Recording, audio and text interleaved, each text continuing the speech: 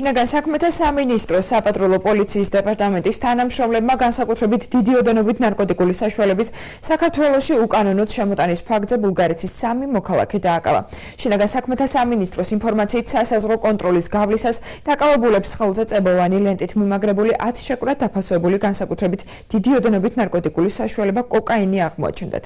გამოძიებამ დაადგინა, რომ დაკავებულებს ნარკოტიკული საშუალება სომხეთის რესპუბლიკიდან საქართველოში უკანონოდ შემოჰქონდათ. დადგინდა, რომ ამოღებული ნარკოტიკის ღირებულება $2,500,000 შეადგენს.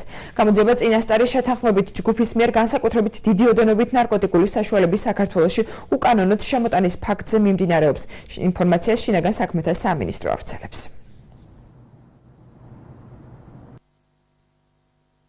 ეს არის უპრეცედენტო შემთხვევა, ვინაიდან აქამდე საქართველოში ამ რაოდენობის ნარკოტიკული საშუალება, კერძოდ კოკაინი, სამართალდამცველებს არ ამოუღიათ.